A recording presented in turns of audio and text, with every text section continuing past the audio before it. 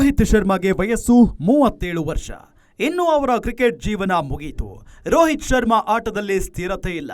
ಒಂದು ಮ್ಯಾಚ್ ಆಡಿದ್ರೆ 5 ಮ್ಯಾಚ್ ಆಡಲ್ಲ. ಕಡಿಮೆ ಬೌಲಿಗೆ ಜಾಸ್ತಿ ರನ್ ಹೊಡೆಯೋದು ಓಕೆ. 30-40 ರನ್ನುಗಳಿಂದ ಏನ್ ಲಾಭ? ಸುದೀರ್ಘ ಇನ್ನಿಂಗ್ಸ್ ಆಡ್ತಾ ಇಲ್ಲ. ಇನ್ನು ರೋಹಿತ್ ಶರ್ಮಾಗೆ ಫಿಟ್ನೆಸ್ ಕೂಡ ಇಲ್ಲ. ಕ್ಯಾಪ್ಟನ್ ಆಗಿರೋ ಕಾರಣಕ್ಕೆ ತಂಡದಲ್ಲಿದ್ದಾರೆ ಅಷ್ಟೇ. 1-2 ಕಂಪ್ಲೇಂಟುಗಳು. ಆದರೆ team India coach Gautam Gambhir ಹೇಳ್ತಿರೋದೇ ಬೇರೆ. ಇತ್ತೀಚೆಗೆ ರೋಹಿತ್ ಶರ್ಮಾ ಬ್ಯಾಟಿಂದ ರನ್ನುಗಳು ಬರ್ತಾ ಇಲ್ಲ. ಟೆಸ್ಟ್ ಕ್ರಿಕೆಟ್ನಲ್ಲಿ ಅವರೇ ಹಿಂದೆ ಸರಿಯುವಷ್ಟು ಫ್ಲಾಪ್ ಆಗಿದ್ದಾರೆ. ಇನ್ನು ಈಗ ನಡೀತಾ ಇರೋ ಚಾಂಪಿಯನ್ಸ್ ಟ್ರೋಫಿಯಲ್ಲೂ ಅಷ್ಟೇ 41 ರನ್ನುಗಳೇ ಅತಿ ಹೆಚ್ಚು. 4 ಮ್ಯಾಚುಗಳಲ್ಲಿ 104 ರನ್ ಹೊಡೆದಿದ್ದಾರೆ. ಟಾಪ್ 20ಯಲ್ಲೂ ಇಲ್ಲ. 100 ಬಾಲ್ಗಳನ್ನು ಆಡೋಕೆ ಆಗಿಲ್ಲ. ಸರಾಸರಿ ಜಸ್ಟ್ 26. ಆಟ ಮುಗೀತು. ನಿವೃತ್ತಿ ಆಗಬೇಕು ಎಂದವರಿಗೆ ಕೋಚ್ ಗೌತಮ್ ಗಂಭೀರ್ ಬೇರೆಯದ್ದೇ ಉತ್ತರ ಕೊಟ್ಟಿದ್ದಾರೆ. ರೋಹಿತ್ ಶರ್ಮಾ ನಿವೃತ್ತಿ ಆಗಬೇಕು ಎಂದವರಿಗೆ ಗೌತಮ್ ಗಂಭೀರ್ ಕೊಟ್ಟಿರೋ ಉತ್ತರ ಅದರ ಬಗ್ಗೆ ನಾನ್ಯಾಕೆ ಮಾತಾಡಬೇಕು ಅನ್ನೋದು. ಅಷ್ಟಕ್ಕೆ ಸುಮ್ಮನಾಗಿಲ್ಲ. ಒಬ್ಬ ಆಟಗಾರ ವೇಗವಾಗಿ ಆಡ್ತಿದ್ದಾನೆ. ಆತನ ಹತ್ತಿರ ಇನ್ನೂ ಕ್ರಿಕೆಟ್ ಇದೆ ಅಂತ ಅರ್ಥ.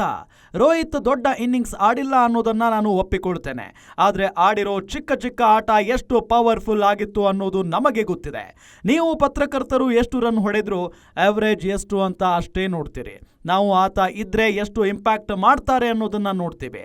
ನಿವೃತ್ತಿ ಆಗಬೇಕು ಅನ್ನೋದೇ ಅಪ್ರಸ್ತುತ ಎಂದಿದ್ದಾರೆ ಗೌತಮ್ ಗಂಭೀರ್.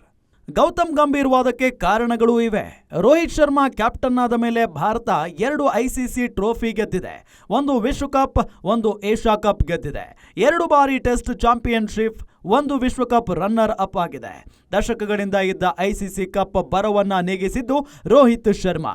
ಇನ್ನು ರೋಹಿತ್ ಶರ್ಮಾ ಚಾಂಪಿಯನ್ಸ್ ಟ್ರೋಫಿಗೂ ಮೊದಲು 1 ಸೆಂಚುರಿ ಹೊಡೆದಿದ್ದಾರೆ. ಆರಂಭಿಕ ಆಟಗಾರನಾಗಿ ತಂಡದ ಆಟವನ್ನೇ ಬದಲಾಯಿಸಿದ್ದಾರೆ. ಹೀಗಾಗಿ ರೋಹಿತ್ ಶರ್ಮಾ ಕ್ಯಾಪ್ಟನ್ಸಿ ಬದಲಾವಣೆ ಬಗ್ಗೆ ಕೇಳೋದ್ರಲ್ಲಿ ಅರ್ಥವೇ ಇಲ್ಲ ಅನ್ನೋ ವಾದನೂ ಇದೆ. ಇನ್ನು ರೋಹಿತ್ ಶರ್ಮಾ ICC ಮ್ಯಾಚುಗಳಲ್ಲಿ ಗೆಲುವಿನ ಪರ್ಸೆಂಟೇಜ್ 93ಕ್ಕೂ ಹೆಚ್ಚು ಮತ್ತು ನಂಬರ್ 1 ಕ್ಯಾಪ್ಟನ್. ಸತತವಾಗಿ ಅತಿ ಹೆಚ್ಚು ICC ಮ್ಯಾಚು ಗೆದ್ದ ಲೆಕ್ಕಕ್ಕೆ ಬಂದ್ರೆ ಅಲ್ಲೂ ನಂಬರ್ 1. ಏಕದಿನ ವಿಶ್ವಕಪ್, T20 ವಿಶ್ವಕಪ್, ಟೆಸ್ಟ್ ಚಾಂಪಿಯನ್ಶಿಪ್ ಫೈನಲ್, ಎಲ್ಲಾ ಫೈನಲ್ ಪಂದ್ಯಗಳನ್ನ ಆಡಿರುವ ಏಕೈಕ ಕ್ಯಾಪ್ಟನ್. ಸೊ ನಿವೃತ್ತಿ ಮಾತು ಎತ್ತಲೇಬೇಡಿ ಅಂತಿದ್ದಾರೆ ಕೋಚ್ ಗಂಭೀರ್. ಗೇಮ್ ಚೇಂಜ್ ಆಗಿದೆ. ಗ್ಯಾರಂಟಿ ನ್ಯೂಸ್, ಸುದ್ದಿ ಖಚಿತ, ನ್ಯಾಯ ನಿಶ್ಚಿತ.